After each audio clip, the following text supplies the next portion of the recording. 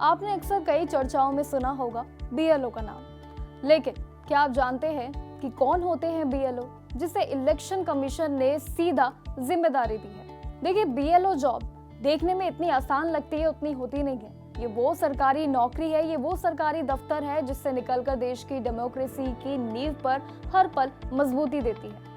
देखिए, पोस्ट के हिसाब से बात करें तो काफी इसमें चैलेंजिंग होते हैं और साथ ही लेकिन हम बात करें आज तो इस पोस्ट के बारे में, तो कई तरीके से आज हम पूरी चीजें जानेंगे। क्या होता है, क्या रोल होते हैं इसके, सैलरी कितनी मिलती है, एलिजिबिलिटी क्या है और साथ ही आप ऐसे ही पोस्ट पर अगर काम करना चाहते हैं तो उसके लिए आपको क्या क्या करना पड़ेगा। चलिए समझते हैं इस पूरे फुल प्रोसेस को कि आखिर आम आदमी से लेकर बीएलओ बनने का सफर क्या है। बीएलओ बूथ लेवल ऑफिसर एक लोकल सरकारी और सेमी सरकारी अधिकारी होते हैं जो अपने पोलिंग एरिया के वोटर्स से अच्छी तरह वाकिफ होते हैं और साथ ही उसी एरिया के वोटर भी जरूर माने जाते हैं।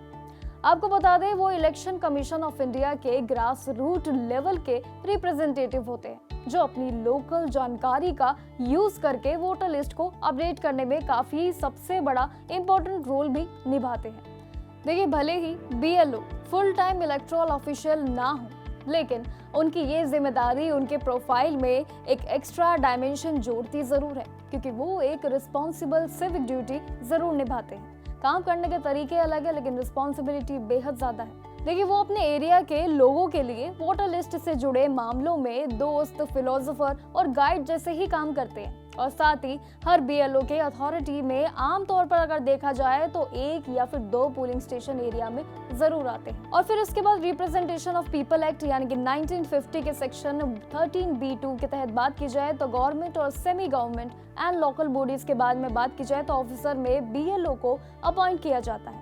आमतौर पर देखा जाए तो एक बीएलओ इलेक्टोरल रोल के लिए पार्ट की जिम्मेदारी जरूर लेते हैं और साथ ही इसमें डिस्ट्रिक्ट इलेक्शन ऑफिसर और इलेक्टोरल और रजिस्ट्रेशन ऑफिसर दोनों ही मिलकर ये काम का पूरा प्रोसेस संभालते हैं। बीएलओ को साथ में इसमें अपॉइंट भी किया जाता है। वहीं देखा जाए तो इसमें टीचर्स, आंगनवाड़ी वर्कर, पटवारी, लेखपाल, पोस्टमैन और कई ऐसी पोस्ट होती है जो इसमें शामिल होती है, जैसे कि हेल्थ वर्कर भी और ऐसे कई स्टाफ जिसे सरकारी और अर्ध सरकारी कर्मचारियों की लिस्ट में इसे शामिल किया जाता है ड्यूटी के तौर पर, जिन्हें ये इम्पोर्टेंट ड्यूटी का रोल भी माना जाता है और साथ ही एक अच्छी रिस्पॉन्सिबिलिटी भी।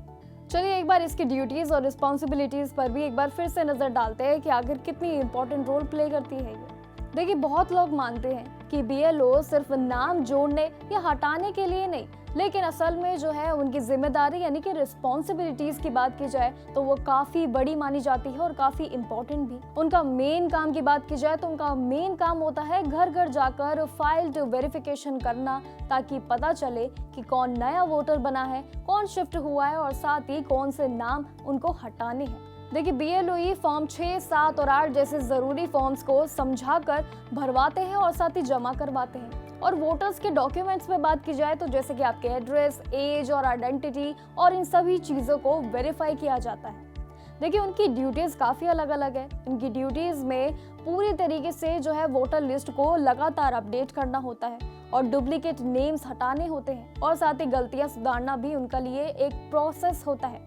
देखिए, आजकल वो डिजिटल प्लेटफॉर्म जैसे कि बीएलओ ऐप पर भी काम ज़रूर करते हैं। साथ ही बीएलओ लोगों को जागरूक भी जरूर करते हैं और साथ ही वोटर देने के लिए क्यों जरूरी है ये भी जरूर बताते हैं। देखिए, कुल मिलाकर बात की जाए तो बीएलओ इलेक्शन कमीशन का वो कर्मचारी है जो जमीन पर लोकतंत्र को निभाता है और साथ ही मजबूती प्रोसेस में मदद करता है।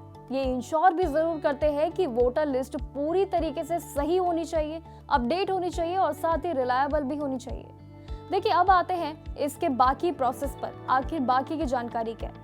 देखिए, इनकम की बात करें इस बीच, जो कि सबसे मेन फैक्टर ये आ जाता है सैलरी।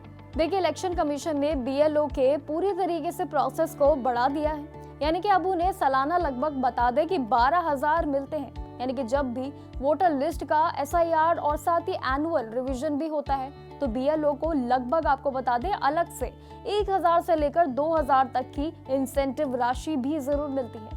और अब इस बीच आता है सबसे बड़ा सवाल, क्या कोई भी बीएलओ बन सकता है? देखिए, इसका सीधा सा जवाब है बिल्कुल नहीं, क्योंकि बीएलओ बनने के लिए आपका सरकारी सेवा में होना अनिवार्य जरूर होता है। ये कोई ऐसी जॉब नहीं है जहां पर जिसके लिए कोई भी प्राइवेट व्यक्ति अप्लाई कर सकते हैं। इसके लिए जरूरी है कि वो सरकारी कामों से जुड़े रहे। बीएलओ की जॉब में देखा जाए तो तनाव काफी बढ़ने का मेन रीजन भी एक जरूर है, ये है कि उनकी ओरिजिनल नौकरी के साथ साथ उनका एक एडिशनल ड्यूटी भी जरूर होती है।